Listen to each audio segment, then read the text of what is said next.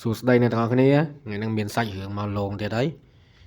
ហ្នឹងហើយអូខេនេះជាអេពីសូតទី9របស់ខ្ញុំហើយនេះជាសាច់រឿងមួយដែលបងប្អូនម្នាក់គាត់បានផ្ញើមកហើយជាបទពិសោធន៍របស់គាត់មិនជាបទពិសោធន៍របស់គាត់ផ្ទាល់ទេក៏ប៉ុន្តែគាត់បានទៅក្នុងហេតុការណ៍នឹងដូចគ្នាក៏ប៉ុន្តែជាក់ស្ដែងគាត់អត់បានជួបទេក៏ប៉ុន្តែអ្នកដែលជួបនឹងគឺមិត្តស្រីរបស់គាត់ដែលគាត់ថាមិត្តស្រីរបស់គាត់បានជួបរឿងហេតុនារីម្នាក់ដែលនៅលើភ្នំធ្វើឲ្យគាត់តក់ស្លុតគាត់នឹកស្មានមិនដល់ថាវាសាហាវដល់ថ្នាក់ហ្នឹងតែធ្វើឲ្យគាត់ចងចាំរហូតមកនិយាយប្រាប់គាត់ឲ្យគាត់បានរៀបរាប់រឿងមកកាន់ខ្ញុំអូខេអញ្ចឹងដើម្បីចូលទៅកាន់វីដេអូខ្ញុំសូមអរគុណសម្រាប់បងប្អូនទាំងអស់គ្នាដែលពេញចិត្តនៅវីដេអូខ្ញុំដែលធ្វើឲ្យមាន view ធ្វើឲ្យខ្ញុំមានកម្លាំងចិត្តធ្វើវីដេអូបន្តទៀតហើយកុំភ្លេចជួយចុច subscribe នៅ channel របស់ខ្ញុំផងប្រសិនបើពេញចិត្តហើយប្រសិនបើមិនទាន់ចុច subscribe សូមកុំភ្លេចចុច subscribe ហើយសម្រាប់បងប្អូនដែលមានសាច់រឿងចង់ចែករំលែកក៏អាចតាក់ទងតាម Telegram ខាងក្រោមដែលខ្ញុំ pin នៅក្នុង comment បានអូខេចង់ចែករំលែកដើម្បីជជែកកម្សាន្តឬក៏បទពិសោធន៍ផ្ទាល់ខ្លួនឯងអាចតាក់ទងមកបានអញ្ចឹងចូលទៅកាន់សាច់រឿងទាំងអស់គ្នាមកទៅសាច់រឿងគឺផ្ដើមចេញពីបងច័ន្ទគាត់មានមិត្តភ័ក្តិ5នាក់ថ្ងៃដែលគាត់ចង់ទៅបោះតង់ជុំគ្នាបោះជំរំជុំគ្នាអញ្ចឹងណាតែគាត់សុំមិនបង្ហាញសាច់រឿងសុំមិនបង្ហាញឈ្មោះរបស់សង្សាររបស់គាត់ទេគាត់ថាហេតុការណ៍ដែលកើតឡើងហ្នឹងគឺមិនមែនគាត់កើតឡើងជួបផ្ទាល់ទេគាត់អត់មានបានជួបអីទាំងអស់គឺគាត់ទៅដើរលេងសុខសប្បាយក៏ប៉ុន្តែអ្នកដែលទៅជាមួយគាត់ហ្នឹងគឺសង្សាររបស់គាត់ដូចគ្នាបានទៅជុំគ្នាអញ្ចឹងណាតែសង្សាររបស់គាត់អ្នកជួបទេគាត់ក៏អត់ដឹងរឿងដែរតើតាចុះពីលើភ្នំបាន3ថ្ងៃទៅបានសង្សាររបស់គាត់សម្រាប់ចិត្តថាប្រាប់គាត់អញ្ចឹងក៏គាត់ចាប់អារម្មណ៍រឿងហ្នឹងគាត់ក៏ចង់ចែកម្លែកបន្តអូខេអញ្ចឹងបងច័ន្ទគាត់ធ្វើការក្រុមហ៊ុនមិត្តភ័ក្តិរបស់គាត់ក៏ធ្វើការជុំគ្នាដែរជាមួយនឹងសង្សាររបស់គាត់ជាអ្នកកាហ្វេទេតែលក្ខណៈថាសង្សារយើងនោះរាប់អានគ្នាជាពួកម៉ាក់អញ្ចឹងណាមានពួកម៉ាក់ទៅជាសង្សារចង់និយាយចេះពួកម៉ាក់ទៅជាសង្សារអញ្ចឹងថ្ងៃមួយហ្នឹងក៏ណាត់គ្នាចុងសប្តាហ៍ថ្ងៃសៅរ៍អាទិត្យក៏ណាត់គ្នាថាចង់ទៅបោះតង់នៅលើភ្នំបោះជំរំនៅលើភ្នំជុំគ្នាអញ្ចឹងណាហើយមានគ្នាហ្នឹងវាមានសង្សាររៀងខ្លួនហើយគឺម្នាក់មួយម្នាក់មកគូម្នាក់មកគូអញ្ចឹងណាគេទៅលក្ខណៈsweet heart អញ្ចឹងទៅអញ្ចឹងសរុបគ្នាទាំងអស់គឺ6នាក់បងច័ន្ទជាមួយនឹងសង្សាររបស់គាត់ហើយនឹងមិត្តភ័ក្តិមួយទៀតមានសង្សារមួយទៀតក៏ប៉ុន្តែសូមបញ្ជាក់បន្តិចមួយទៀតមកគូទៀតហ្នឹងគឺជាប្តីប្រពន្ធមានតែគាត់បានរៀបការជាមួយគ្នាហើយអញ្ចឹងក៏បានណាត់គ្នាដាក់ថ្ងៃដាក់អីគ្នាហើយក៏បានឡើងភ្នំចេញដំណើរឡើងភ្នំថាកម្រងទៅភ្នំហ្នឹងអញ្ចឹងណាអញ្ចឹងក៏បានចេញពីការងារចុងសប្តាហ៍ថ្ងៃសុក្រហ្នឹងហើយព្រលឹមឡើងថ្ងៃសៅរ៍អត់តាន់បានចេញទៅព្រលឹមឡើងទេមករៀបចំខ្លួនហើយជាមួយនឹងតែងនេះតែងនោះហើយវាម៉ោង 2:10 ថ្ងៃត្រង់អញ្ចឹងគាត់ក៏បានធ្វើដំណើរឡើងភ្នំគាត់ជិះម៉ូតូទៅមកដល់ទៅដល់ភ្នំហ្នឹងវាចូលម៉ោង4ល្ងាចហើយអញ្ចឹងធ្វើឲ្យវាមេឃវាចង់គេហៅអស់សដងគាត់ណាគាត់ក៏បានទៅដល់ទីតាំងលើកពូលភ្នំមួយដែលទេសភាពស្អាតមែនទែនគាត់ថាទេសភាពស្អាតជាមួយសំឡេងព្រៃឈើបែបលក្ខណៈ relax ទៅគឺសប្បាយមែនទែនអញ្ចឹងគាត់ក៏ដល់ចាប់ផ្ដើមបោះតង់ជំរុំជុំគ្នាហ្នឹងទៅគឺមានជំរុំ3នាក់គឺប្តីប្រពន្ធគាត់គេងមកតង់អញ្ចឹងទៅហើយមិត្តភ័ក្តិហ្នឹងស្រីគាត់ដេកតាមស្រីព្រោះអត់ទាន់រៀបការគឺអត់អាចនេះបានទេគឺអញ្ចឹងស្រីគេងមួយគ្នាអញ្ចឹងណាហើយប្រុសគាត់គេង2នាក់អញ្ចឹងនៅពេលដល់យប់ហ្នឹងគឺអត់មានបញ្ហាទេគាត់ថាគាត់ដេកស្រួលហើយខ្ញុំនិយាយចំពោះតែបងច័ន្ទណាព្រោះបងច័ន្ទគាត់រៀបរាប់តាមចាក់ស្ដែងអញ្ចឹងខ្ញុំក៏រៀបរាប់តាមនឹងដែរគាត់ថានៅពេលដែលបងស្រីសង្សាររបស់គាត់ហ្នឹងមកប្រាប់គាត់ថានៅពេលយប់បោះតង់បងឯងមិនជួបអីអត់ដល់ពេលអញ្ចឹងបងស្រីហ្នឹងក៏ចាប់ផ្ដើមរៀបរាប់ថាពេលដែលគាត់ឡើងភ្នំទៅហ្នឹងគាត់បានទៅដល់ភ្នំជុំគ្នាហើយអស់ហ្នឹងបានរៀបចំតង់រៀបចំនេះហើយវាល្បាក់ម៉ោង 5 កន្លះ 6វាល្ងិតចាប់ផ្ដើមល្ងិតហើយព្រោះនៅក្នុងព្រៃតែម៉ោង 6 ម៉ោងអីចាប់ផ្ដើមល្ងិតហើយគាត់ថាបងគាត់មានញៀនពិសេសតាំងពីក្មេងគាត់និយាយចេះបងស្រីហ្នឹងណាត្រូវសង្សារបងច័ន្ទគាត់ថាគាត់មានញៀនពិសេសតាំងពីក្មេងដែលអាចមើលឃើញអមនុស្ស ដែលយើងនិយាយថាខ្មោចអញ្ចឹងក៏ប៉ុន្តែมันប្រកាសថាគាត់ចង់ឃើញគឺឃើញទេមានន័យថាបើពេលខ្លះគាត់ឃើញទៅពេលខ្លះក៏អត់ចឹងទៅពីនៅពេលដែលថ្ងៃទៅបោះតង់ហ្នឹងគាត់បានបោះតង់បោះអីហើយអស់ហើយប្រកាសភ្លើងប្រកាសអីម៉ោងជា6ជាងហ្នឹងគាត់ឃើញមនុស្សស្រីម្នាក់អញញឹមដាក់គាត់កញ្ចក់ដៃឡើងវែងហើយស្លៀកពាក់បែបបុរាណអញញឹមដាក់គាត់មកឈោចម្ងាយប្រហែលជាខ្ទង់10ម៉ែត្រណាអ្នកនរគ្នា10ម៉ែត្រ20ម៉ែត្រអញ្ចឹងយើងរាប់ទៅវាហ្នឹងហើយលបាក់ប៉ុណ្ណឹង10ម៉ែត្រ20ម៉ែត្រគាត់ថាហើយឈោញឹមដាក់គាត់ហើយគាត់ដឹងថាជាអីហើយព្រោះដោយសារអីគាត់តាំងពីក្មេងដល់ធំគឺគាត់បានជួបហេតុការណ៍ដែលមនុស្សផ្សេងគាត់មើលអត់ឃើញដូចនិយាយពីដើមថាគាត់មានញាណពិសេសអញ្ចឹងក៏ប៉ុន្តែគាត់មកដល់ពេលហ្នឹងគាត់ព្យាយាមធ្វើអត់ខ្លាចព្រោះដោយសារអីយើងមកដល់លើភ្នំហើយបើសិនជាប្រាប់គេជឿក្តីគេមិនជឿក្តីក៏មានរឿងញ៉ៃត្រូវទៅវិញទាំងយប់ក៏ពិបាកដែរឃើញយើងចុះពីលើភ្នំហើយណាមួយឡើងមកដល់លើភ្នំវាយូរដែរទាំងជិះម៉ូតូផងទាំងដើរខ្លះផងប្រផ្លូវខ្លះវាទៅជិះម៉ូតូជុំគ្នាអត់កើតវាត្រូវខ្លះដើរខ្លះអីចឹងវាយូរអញ្ចឹងគាត់ថាគាត់ព្យាយាមតាំងចិត្តមិនខ្លាចព្យាយាមប្រឡប់ធ្វើអត់ឃើញធ្វើអត់ដឹងធ្វើអត់លឺអញ្ចឹងណាដើម្បីកុំឲ្យអ្នកទាំងអស់គ្នាខ្លាចព្រោះគាត់ជឿថាប្រហែលជាគាត់ទេអ្នកឃើញព្រោះទម្លាប់របស់គាត់ច្រើនតែឃើញអញ្ចឹងព្រោះណាមួយនៅតំបន់ព្រៃតំបន់អីប្រកាសជាមានហ្នឹងឃើញទេគាត់ជឿជាក់ថាប្រកាសជាមានអញ្ចឹងគាត់ក៏ឃើញគាត់ធ្វើមិនដឹងធ្វើមិនលឺអញ្ចឹងទៅគាត់ព្យាយាមអាំងសាច់អាំងអីហូបធម្មតាតាមនេះអញ្ចឹងទៅ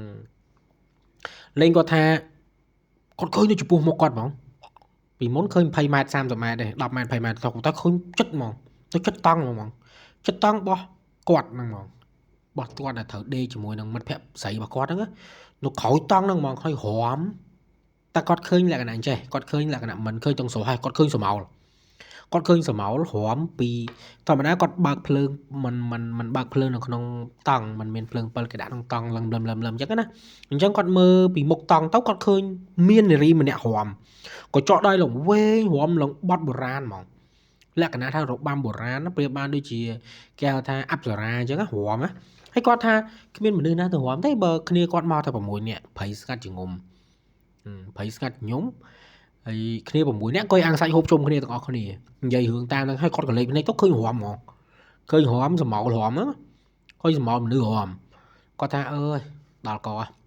គាត់ថាភ្ញាក់ព្រឹតហ្មងគាត់ថាគាត់ងាកខ្វាច់ទៅឃើញអញ្ចឹងគាត់ក៏ភ័យគាត់ងាកមកវិញហើយទឹកមាត់គាត់ដូចស្លន់ស្លោព្រោះគាត់ធ្លាប់ជួបវិញគាត់ថាធ្លាប់ជួបវិញក៏ប៉ុន្តែមិនលក្ខណៈថាស្រស់ពេកមកញឹមដំបងញឹមបន្ទាប់មករំឲ្យឃើញអញ្ចឹងណាអញ្ចឹងគាត់ក៏ព្យាយាមប្រឡប់ទៀតដែរព្រោះធ្វើអីក៏អត់កើតមិនដឹងថាទៅបែបណាអញ្ចឹងណាគាត់ថាប្រហែលជា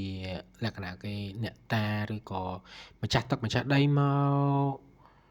សុំគេថាសុំពងវាយសុំអីចឹងទៅគាត់ក៏ចាប់ផ្ដើមរៀបចំដាក់សាច់អាំងសាច់អីរបស់គាត់ហ្នឹងបន្តិចតាមបែបប្រពៃជំនឿរបស់ខ្មែរយើងនៅទៅដល់កន្លែងណាសែនឲ្យគេកន្លែងហ្នឹងដើម្បីជាសក្តីសុខចម្រើនគេចង់ហូបចង់អីចឹងណាគាត់ក៏បានដាក់មកពនុកហ្នឹងនៅក្រោយតង់របស់គាត់ហ្នឹងហ្មងអញ្ចឹងនៅពេលដែលគាត់ដាក់ហើយអីហើយហ្នឹងដល់ពេលយប់ហេតុជ្រៅបន្តិចហើយជ្រៅប្រហែលជាខ្ទង់ម៉ោង8 9ហើយអញ្ចឹងគាត់ឃើញនារីម្នាក់ដែលជាថាស្រីលបាំហ្នឹងឃើញស្រស់មែនតើមកលើហ្នឹងគឺញញឹមឲ្យដើរមកចិត្តគាត់សួរគាត់ថាហែងឃើញអញមែន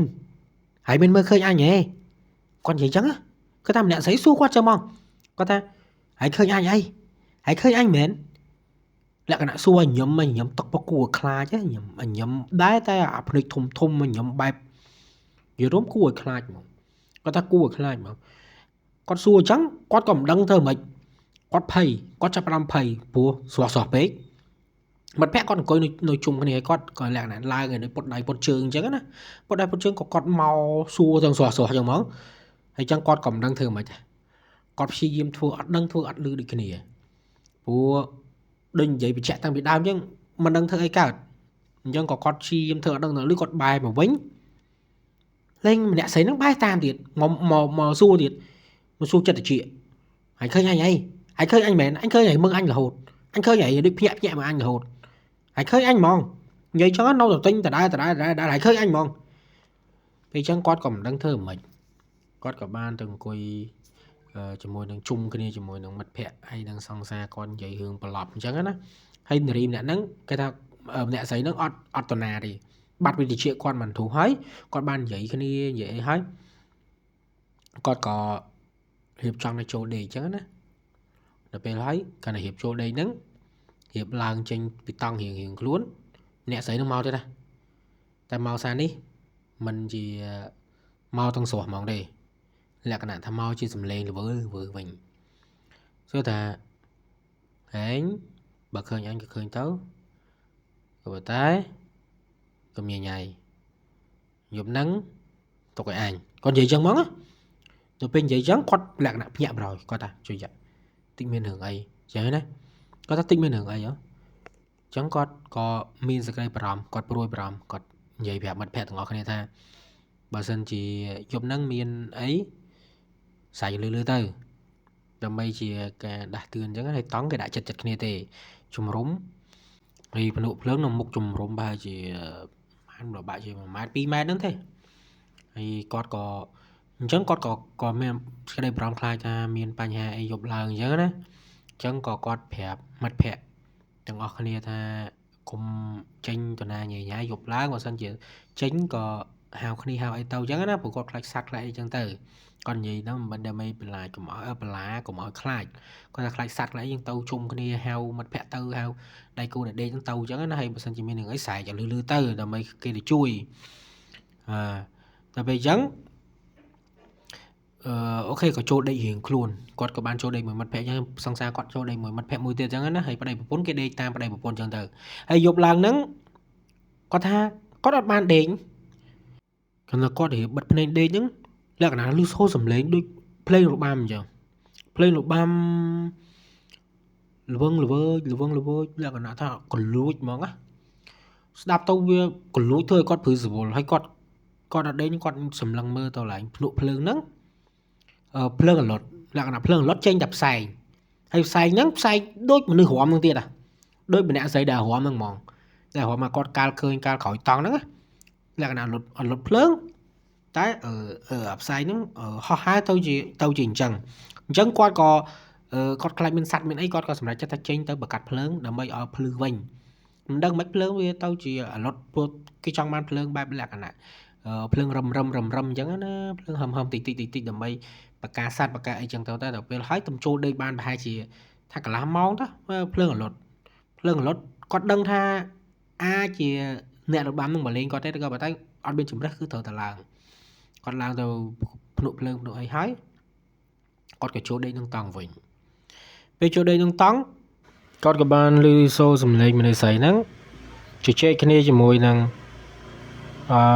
ដូចជាមិនដឹងថាជជែកគ្នាជាមួយនរណាក៏ប៉ុន្តែដឹងថាជជែកគ្នាជាមួយនរណាម្នាក់និយាយគ្នាពីនេះពីនោះក៏ប៉ុន្តែភាសាគាត់ស្ដាប់អត់បានទេដឹងតែនិយាយលើអាមាត់វងដូចអាមនុស្សជជែកគ្នានិយាយពីនេះពីនោះអញ្ចឹងណាគាត់ឮសូរតែមាត់អញ្ចឹងតែមិនដឹងថាភាសាអីក៏ស្ដាប់អត់បានគាត់ក៏មិនដឹងធ្វើម៉េចព្រោះវាយប់ហើយ